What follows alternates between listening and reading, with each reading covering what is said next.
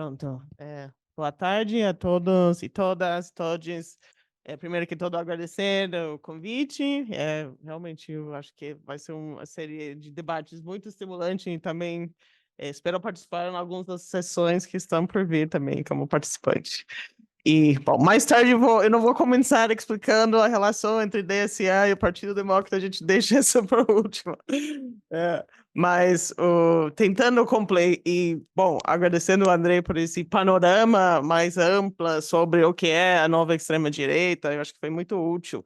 Mas para começar, eu acho que é importante lembrar que existe nos mitos fundacionais dos Estados Unidos, existem uns paradoxos inerentes. Ou seja, Estados Unidos foi fundado por um grupo de dissidentes religiosos, né, os Pilgrims, mas que eram extremistas do seu tempo, né? Então aí você tem uma mistura de iluminismo juntos com extremismo religioso, desde a fundação. Você tem, por exemplo, o Bill of Rights, que foi a nossa declaração de direitos, que foi antecedia, inclusive, a Declaração de Direitos do Homem da Revolução Francesa, mas isso já coexiste juntos com a escravidão, xenofobia, imperialismo e o settler colonialism, o colonialismo que terminou no genocídio contra os povos indígenas.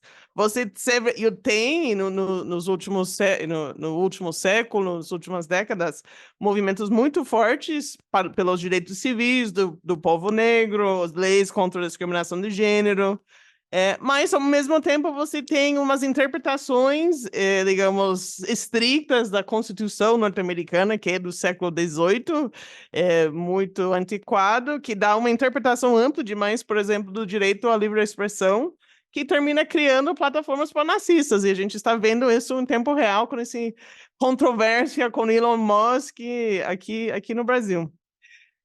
Então, aí, levando isso em conta, ou seja, ter não só uma direita, mas uma extrema-direita dentro, digamos, do universo político dos Estados Unidos não é nada novo. Ou seja, a gente teve os escravocratas, a gente teve colonizadores que fizeram um genocídio contra os indígenas. Depois você teve o Ku Klux Klan, digamos, o movimento dos McCarthyites, que terminaram estigmatizando os comunistas durante a Guerra Fria. Então, isso para mim isso não é nada novo, ou seja, só que está tomando uma forma particular no momento atual, que é mitigado por essas novas tecnologias, as redes sociais, com esse elemento de celebridade que traz o Trump, esse carisma perversa que ele tem, junto com esse apelo sempre que todos os movimentos fascistas e neofascistas têm de remeter um passado imaginário, né? Então, aí eu estou vendo essa situação como um novo bloco, que eu chamo de neofascista, liderado, obviamente, por Trump, aquele movimento Make America Great Again, MAGA, dentro do país, entre as elites, e está em concorrência com outros projetos, de outras fracções das elites, que uma fracção eu chamaria do fracção mais neoliberal, que é do Hillary Clinton, e eu acho que até dá para argumentar que você tem uma fracção um pouco mais esquerda, que eu chamaria dos neo-keynesianismos, que Biden é mais ou menos um exemplo, obviamente o Sanders é muito mais um exemplo disso, Elizabeth Warren, acho que é um melhor exemplo do que o Biden ou Bernie, né? Então, dentro dessa disputa atual que está acontecendo, como a gente pode entender a conjuntura política atual nos Estados Unidos? Ou seja, você tem que remeter, obviamente, ao disputa em 2020, né? Biden foi eleito não apenas para ser anti-Trump. Ou seja, eu acho que foi uma volta anti-Trump, antifascista, muito expressiva, mas mesmo as pessoas que votaram com essa preocupação principal também queriam avançar em uma agenda social nessa onda neo-keynesiana, até progressista, que aí isso se refletia muito. O Biden teve um discurso bastante de esquerda nos debates antes das eleições. Claro que ele foi empurrado para a esquerda com os concorrentes, como Bernie e Elizabeth Warren, né? Então, aí você tem... Mas o que aconteceu? Você teve a pandemia, e eu acho que Biden ajudou criou uma saída para a pandemia, muito menos ruim que se o Trump tivesse ganhado a reeleição, mas mas depois ele não conseguiu resolver nenhum dos problemas principais para a classe trabalhadora norte-americana, que é a desigualdade econômica.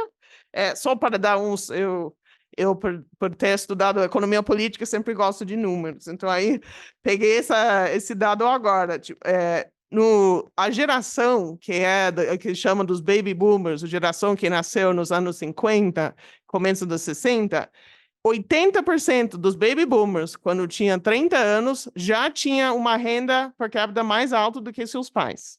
Hoje em dia, aquele nova geração, a geração Z, o Gen Z, que agora são as pessoas chegando a 30 anos agora, só 50% ganha mais do que seus pais quando os pais tinham a mesma idade. Então, é um problema, e o problema está aumentando, e Biden realmente não teve nenhuma política eficaz para combater isso. Também o problema de emprego, ou seja, os Estados Unidos têm um desemprego muito baixo, ou seja, voltou a um desemprego que a gente pode até chamar de estrutural, mas o problema é a qualidade de emprego. Quer dizer, o Biden está tentando abordar isso dentro desse arcabouço de novos projetos industriais. Mas, por causa da robotização da indústria, não cria muito emprego. Eu li, acho que foi ontem, tem um artigo sobre a nova fábrica de chips que estão abrindo em Arizona. O governo Biden está investindo algo como $20 milhões nessa fábrica, e a fábrica, no máximo, vai gerar 3 mil empregos. Então, aí faz a matemática, quantos milhões por cada emprego gerado, né? E também nem tem, digamos, e Biden não colocou como exigência que esses novos empregos, resultado desse impulso através do setor público, não tem exigência que esses empregos têm que ser sindicalizados. E outro que eu acho que o Biden também falhou muito foi a questão de não usar o momento da pandemia de expandir a rede de proteção social, que nossa rede de proteção social nos Estados Unidos é absolutamente deficitária, ou seja, sem creches públicas, sem saúde pública, sem licença maternidade remunerada, e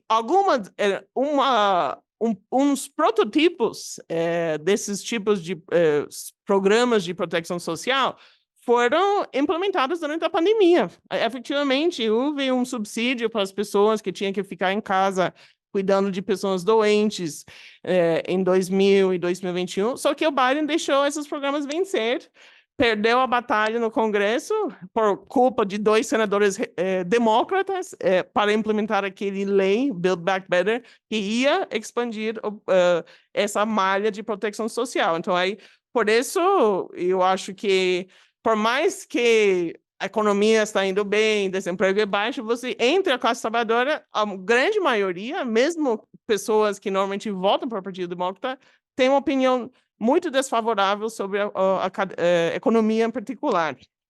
Então, aí, e aí você tem, em cima disso, você tem um poder judiciário absolutamente fora de controle, que é liderado por, digamos, um núcleo ultraconservador, que o Trump e os republicanos, no seu projeto de poder, conseguiram instalar de maneira muito eficaz, e já está no processo de desmantelar uma série de direitos que todo o povo norte-americano achava que já era uma questão dada, né? A questão do aborto, a questão das cotas nas universidades, questão de regulamentação, regras ambientais, etc. Então, isso já é uma coisa preocupante.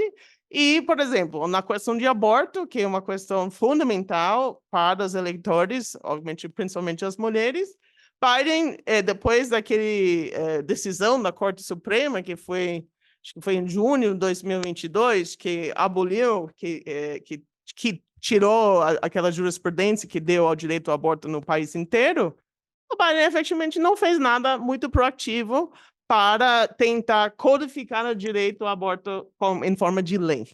Então, isso foi uma coisa muito, enfim, que reflete, que vai aumentar essa sensação de mal-estar com o governo Biden, inclusive desde o movimento progressista.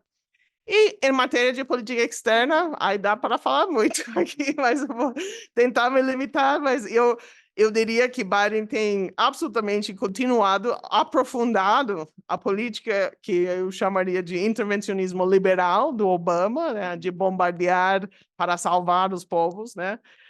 Claro que ele conseguiu fazer aquela retirada das tropas do Afeganistão, mas isso foi um compromisso adquirido para o governo do Trump, ele só cumpriu. E, obviamente, aqui na América Latina, as sanções econômicas contra Cuba, Venezuela, ele manteve todos. Aquele apoio irrestrito à Ucrânia, contexto de nova Guerra Fria com a China, eu vou falar mais sobre no final, mas, obviamente, a atuação dele com respeito ao genocídio que está acontecendo em Gaza é uma coisa vergonhosa, né? É só lembrar que foi 2 dias atrás, aprovaram no Congresso norte-americano 95 bilhões mais de dólares em ajuda militar para 60 e pouco para a Ucrânia, 30 bilhões e pouco para Israel, sem condições relacionadas com direitos humanos, e acho que mais 6 ou 7 que vai para Taiwan. Então, aí é uma coisa...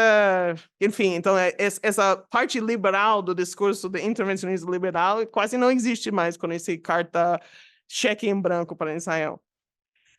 E estamos, obviamente, numa situação com a polarização política muito forte.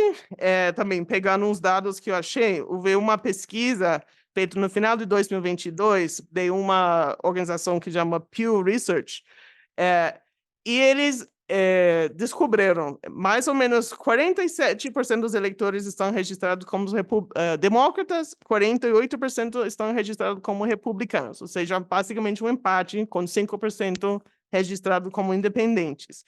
Mas o interessante, isso vai na linha que o André mencionou, é que o que já tem menos pessoas se identificando como centristas nos dois partidos.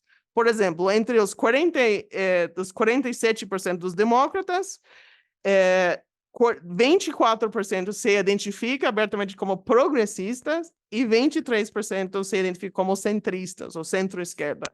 E entre esses 48% de republicanos, 33% se identifica como trumpistas, como MAGA. E só 15% se identifica como direita tradicional, direita centro-direita. Então, essa é a novidade. Esse não existia 20 anos atrás, né?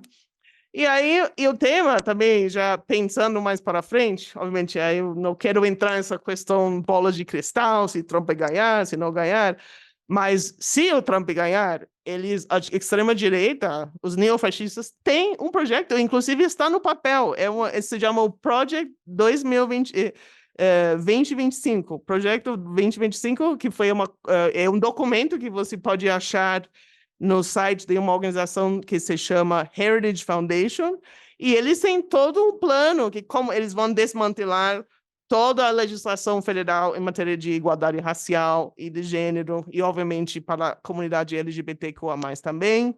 Vai desmontar a capacidade das agências regulatórias de meio ambiente, vai principalmente reinstaurar essa pauta dos costumes neoconservadores, muito ao estilo da nossa querida, entre aspas, ex-ministra Damares Alves, né?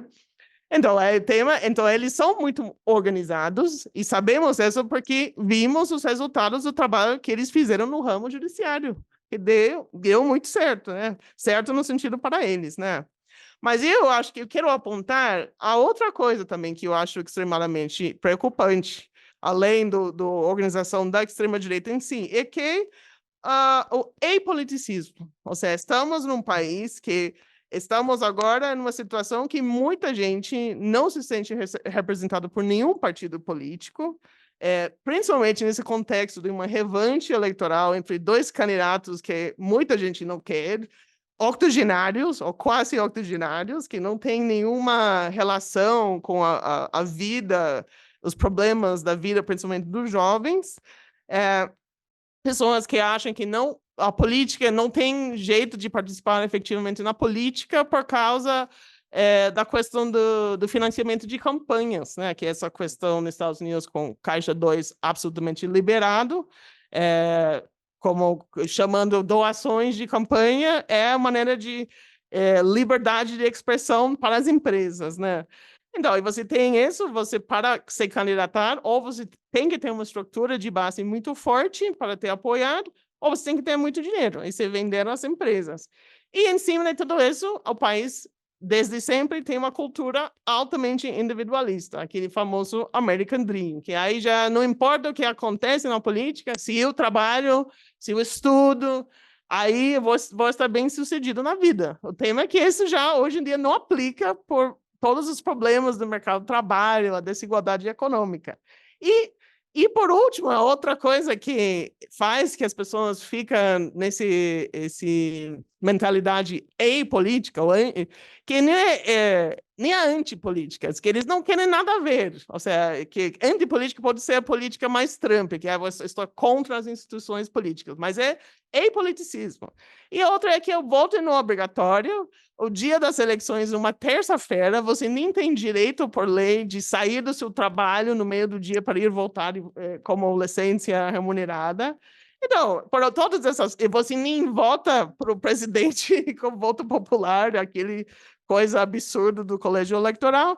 Então, todos esses fatores, por mim, é tão preocupante quanto a extrema-direita em si. É que a gente, aqui no Brasil, a gente sabe de carne própria, né? Quando as pessoas votam em branco e votam nulo, aí pode, isso em muitos casos abre a porta para a extrema-direita, mesmo se esses eleitores não queiram a extrema-direita. Então, eu acho que todos esses fatores vão conduzir a ter níveis altíssimos de abstenção nas eleições em novembro. Então, aí, já para ir terminando, para a gente... Ah, tá. Não, eu acho que já para colocar no panorama, eu acho que a extrema-direita está crescendo no mundo inteiro, especificamente nos Estados Unidos também, e é um momento porque estamos num momento de crises múltiplas. Tem a questão ambiental, a questão econômica, a questão política, e esse centrismo neoliberal, mesmo no seu vertente mais neo-keynesiano, não está conseguindo responder adequadamente a essas crises múltiplas e não está capaz de atenuar os impactos dessas crises de maneira objetiva para a classe trabalhadora. Então, mas já para terminar mesmo, eu acho que é importante lembrar, e aí já entra a parte da esperança, que a saída, ou seja, a política não tem que ser sempre pela direita, também pode ser pela esquerda, né? Aí... E por sorte, não é sorte, né? Mas por várias razões históricas, temos pela primeira vez em quase 90 anos uma esquerda socialista, mesmo sendo pequena, minha organização, os Socialistas Democráticos dos Estados Unidos, que tem uma visão mundo, que olha para essas crises e, ao invés de pensar em estigmatizar migrantes e enfim, individualismo, a gente acha que precisamos promover igualdade, solidariedade, redistribuição da riqueza, etc. E essa posição realmente está crescendo. Ou seja, não só o DSA em si, que já pulou de 5 mil afiliados a quase 100 mil em um espaço de menos de 8 anos, mas o fato é que a gente tem 4 deputados federais, mais de 200 companheiros do DSA eleitos como deputados estaduais e vereadores, mas que você vê isso na rua hoje em dia. Você está vendo... o Black Lives Matter foi, obviamente, uma expressão disso. Claro que depois isso foi canalizado para a contenda eleitoral de 2020. Você tem o que está acontecendo no movimento sindical agora, que eu acho uma questão fascinante, não dá tempo para discutir, mas é um crescimento dirigido por jovens e desde a base, ou seja, que começou totalmente independente das cúpulas da central sindical. E o mais importante, já para ir fechando mesmo, é o que estamos vendo hoje em dia, o movimento em solidariedade com a Palestina. E eu acho que isso é o maior movimento com respeito a um tema que tem a ver com a política externa dos Estados Unidos desde a guerra no Vietnã. Vocês estão acompanhando, olha, as ocupações das universidades, as manifestações de rua toda semana a partir de 8 de outubro, ou seja, aquela campanha que nós do DSA e outros estamos impulsando para votar em branco nas primárias do Partido Democrata, que tem tido um sucesso que a gente nem imaginava. Então, eu acho que é uma coisa que dá para ver, eu acho que tem uma luz no final do caminho, claro que para poder efetivamente combater esse novo neofascismo, que não vai ser nada fácil, porque obviamente tem muito mais recursos, tem muito mais acesso às mídias de comunicação. Essa nova esquerda norte-americana, vamos ter que aprender melhor de unificar as distintas pautas e movimentos para formar efetivamente logo, espero uma frente majoritária unida, atuante, forte e absolutamente eficaz contra o neofascismo. Muito obrigado.